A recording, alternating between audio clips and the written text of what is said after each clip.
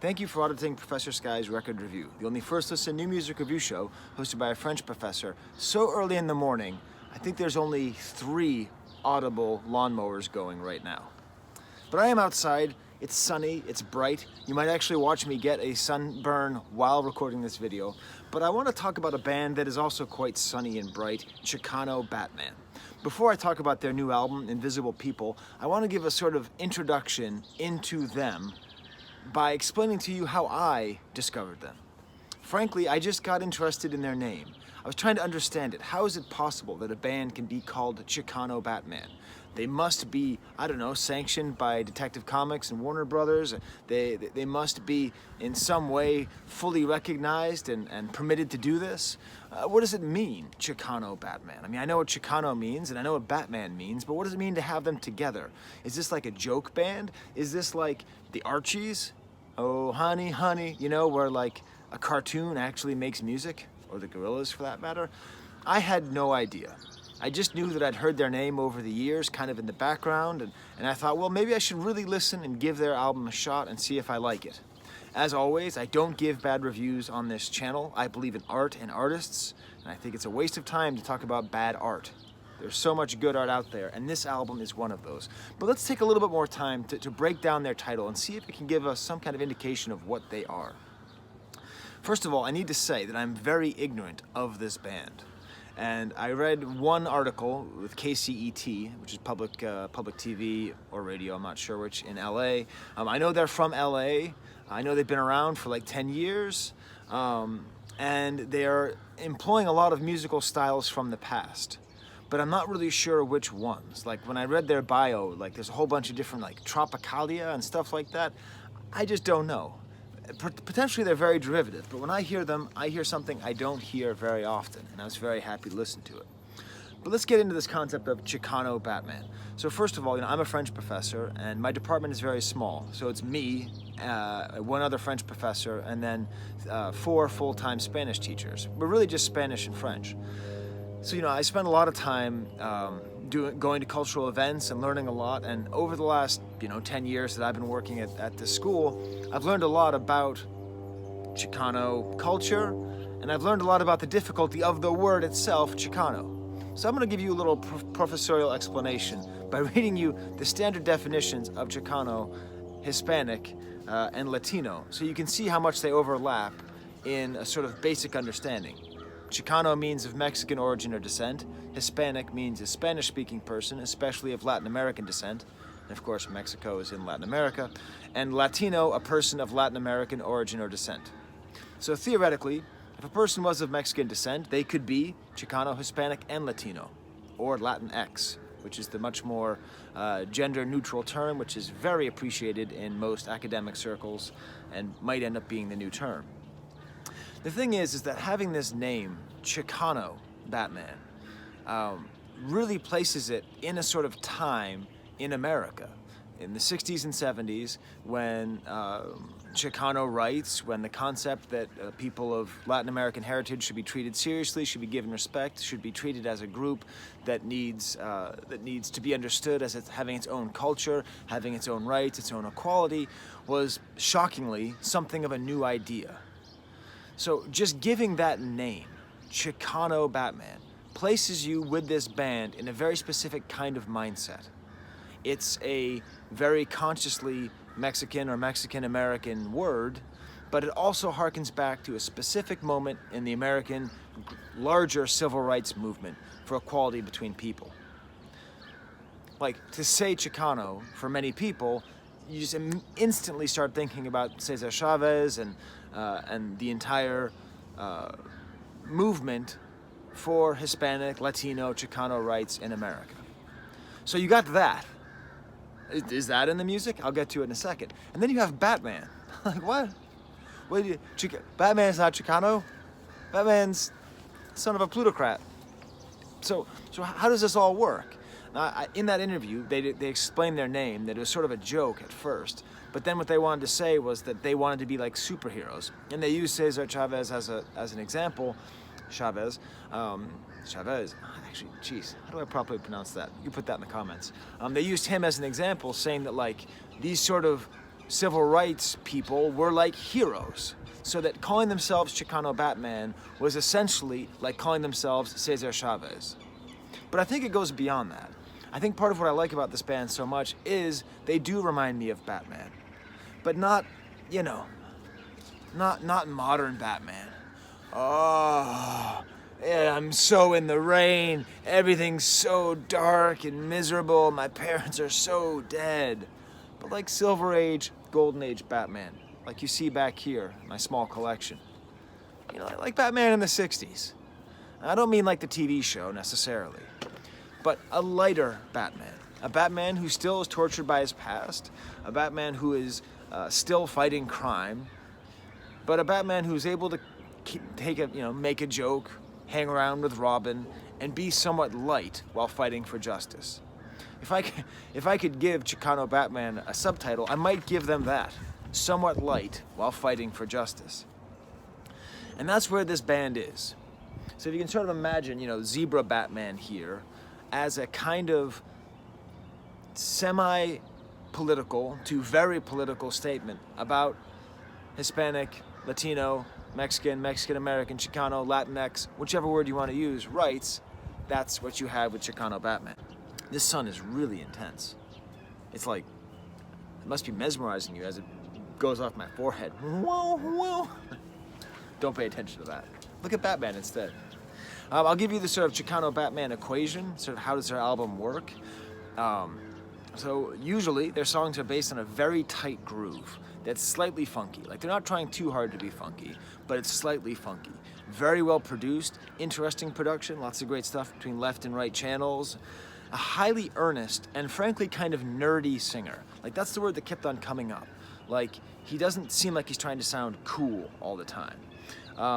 Usually the voice is doubled in some kind of interesting way. There's themes of like a breakup that go throughout this album, and then sort of bigger, kind of hippy-dippy, love is love themes of equality as well. The songs are not super complex, but they almost always contain some section that brings them to the next level of complexity, usually an instrumental section. It is a very enjoyable album. It is a very listenable album. So this is the thing, for the last week I've just been listening to almost nothing but Ghost Poet. And that album is very dark, and my family won't let me listen to it because it makes them too sad. Yesterday I was playing a board game, Survive, Escape from Atlantis, with my family, and we had this playing, and we were just like grooving and having fun and, rolling the dice and moving the sea monsters, and like, this is great music for that. But also, if you put in your headphones and you listen to it and you listen deeply, you'll be pretty happy with the nature of the musicality as well. It is a very much, though, the reason I recorded this outside, beyond the fact that I apparently hate my skin, is that it's sunshine music. I joked in the last video that, like, what are you going to do when you're happy? Only listen to Walking on Sunshine? The same day, I was walking in the village with a mask on, and I heard someone playing Walking on Sunshine in their car. But, like, what are you going to do? Only listen to happy music when you're happy? Well, if that's how you feel, you could do a lot worse than this album. As a matter of fact, when I first listened to this album, I was walking to go get my son. I put my headphones in, and I checked Twitter. And Ghost Poet himself retweeted my video. Like somebody who I consider to be in the top 5 living artists, living musicians, like right now, watched my video and commented on it. So I was just like, and then I put on this music, and this first track, Color of My Life, it's got this like super awesome groove, and it cycles back between left and right, and this kind of chicka chicka waka guitar line, and I was just in the best mood. Really super steady bass, great stereo effects going on, the vocals, just this really great rhythm section. It just kept me walking along. So if you want that feeling, that like feeling like personal accomplishment and like well-written lyrics, that's it.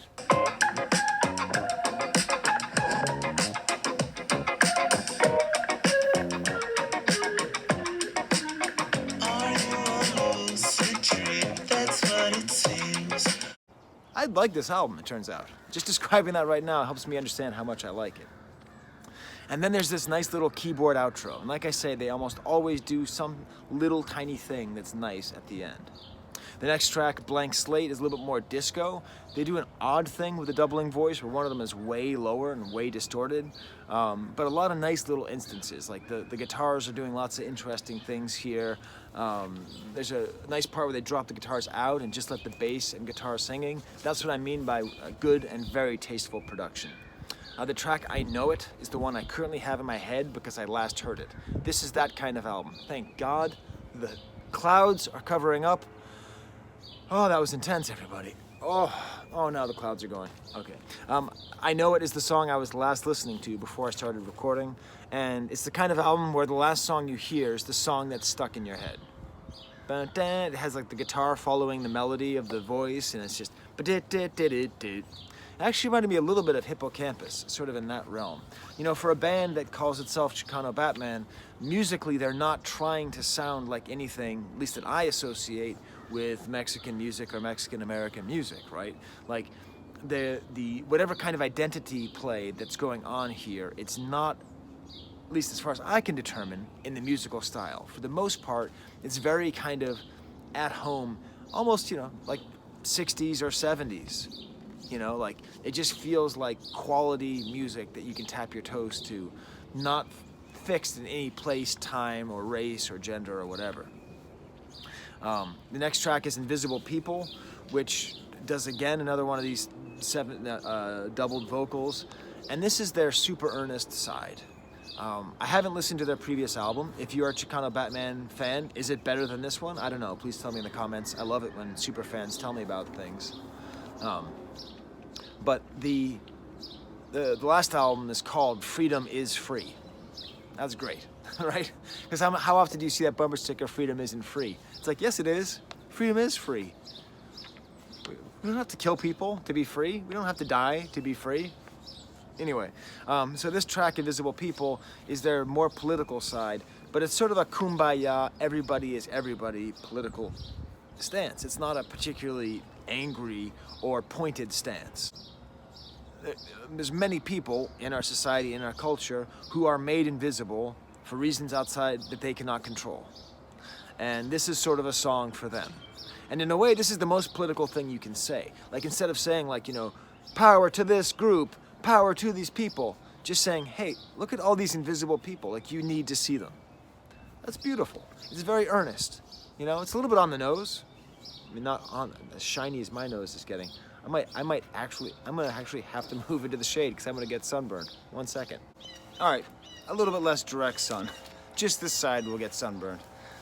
You should have seen me out here. I was like moving the camera all over the place. I went into shadow, it looked terrible. Anyways, so Invisible People, you know, it's a little bit on the nose, but it's important. I think it's important to say that.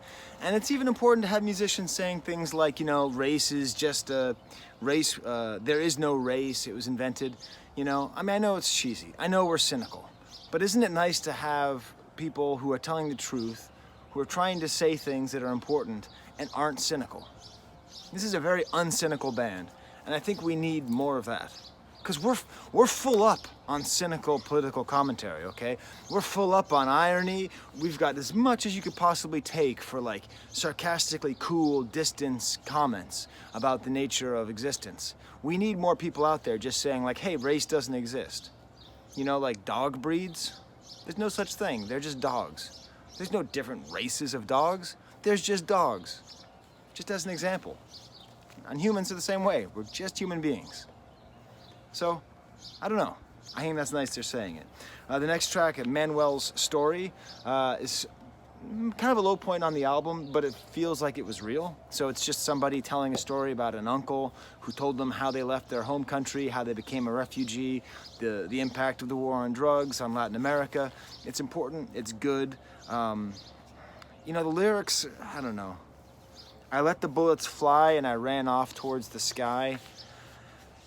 At times, I think maybe they could work a little bit harder on their lyrics, but at the same time, if we had this kind of earnestness and this innocence and this straightforwardness, maybe not. Maybe it's better that they're not. Moment of Joy has more of this kind of... The thing is this. I really miss 70s style keyboards. You know, like think of the song Summertime by not the Commodores, jeez, by Kool and the Gang, right? and it was sampled by Will Smith.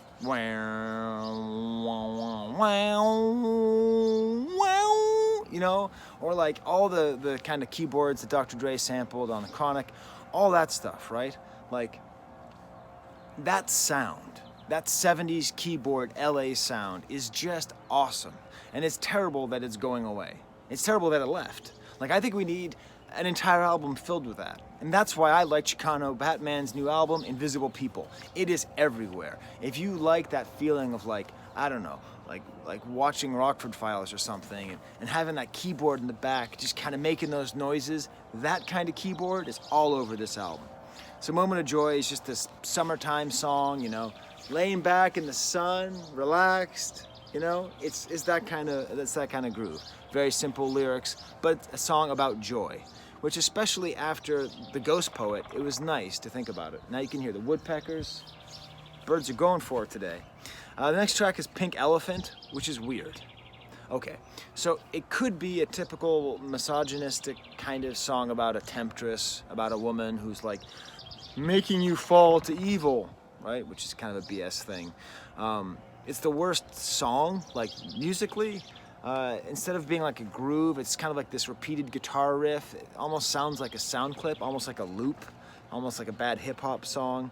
And then the lyrics, I can't quite tell. So I'm thinking about this. I think maybe, because calling a beautiful woman a pink elephant doesn't quite work. It may be, and I remember this from my days when I lived in LA, that Pink Elephant is an alcohol delivery service. So this might be a different kind of slightly misogynist message of, you know, oh, you think I'm talking about a woman, but I'm really talking about the bottle. I don't know. This one song is saved by a single syllable. I actually love this song because of one element. Like, let me tell you the worst lyric in it. Decapitating heads just for fun, just like a shogun. But then they bring in, like, I think it's two different voices in stereo with a little bit of chorus on them going, yeah. And it is just decapitating heads like a shogun. Yeah. It's great. It's great. It's a good song. In the end, it's a good song because of that. Yeah. Polymetronomic harmony starts off with actually a Mexican sounding guitar, like a nice sort of classical guitar played with hands, or Spanish sounding guitar. But then, I don't know, it's a little bit too repetitive, and this is where I realized that one of this band's primary influences might be Giants. I really shouldn't have used might be twice in the same sentence. It's okay. These are notes, not a script, folks. But They Might Be Giants, I believe, is an influence, because like even the name polymetronomic harmony, and it's sort of about like things taking a long time or not taking a long time. It's that kind of nerdy feel that I actually really like about this band and I like about this singer. I finally got the light right. This is great. I'm not going to re-record the rest of it though. Then maybe my favorite track on the album, The Way, where there's lots of time signature changes. It's very modular. Like there's like basically 5 different segments of the song, and each of them is great. It's like a big, beautiful house with rooms, and all the rooms are decorated differently. Like you just want to be there. There's one part at the end where there's like this flute, you know, like Ron Burgundy flute. It's just great. Amazing drumming throughout this song, throughout the whole album. Really, the rhythm section on the whole album. If you're like me and you love hearing a great bass player and drummer just playing together, this whole album is like that. There's just so many different parts. I can't even really describe it. The Prophet is more of a soft rock groove, kind of a goofy chorus. I am a prophet for profit. I mean, the Grateful Dead wrote a song called Estimated Profit, which used the same bad pun, but it's okay. The song is good enough that it saves it. Has a great instrumental bit at the end. Bella has actual bongos and Latin percussion. I think I would have liked to see more of that. Not because they're a band that associates themselves as being Chicano, but just because it would work really well with the rest of the music. Very just light, happy song.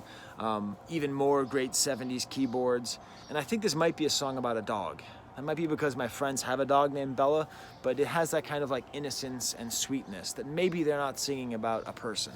And then the track ends with Wounds. This has like a wah-wah, speaking of sounds that I miss. Very nice kind of 60s sound. Again, I can't really place a lot of sounds on this album. I can't really figure out what they're trying to go for. But it's really nice, and all the way throughout, it just works perfectly. This song seems to be about this breakup.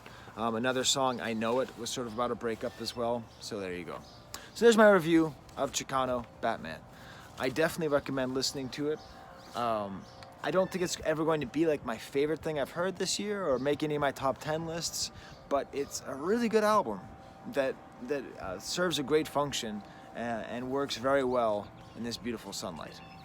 Okay, and I guess they might have released it partly in honor of Cinco de Mayo. I don't know. I have a guacamole recipe, which I'll put up here, but did you know Cinco de Mayo is actually about Napoleon III tried to take over Mexico when he was ruling France, and there was like a battle between the French forces and the Mexican forces. So at my school, back when we used to meet face to face, we would do a skit where we'd recreate it, and I got to play Napoleon III, the big bad guy. All right, the wind's getting too much here, so I don't want my Batman comics to fall over. They're worth literally tens of dollars. Okay, until next time, for Bob Kane and Bill Finger and Cesar Chavez, there's the camera.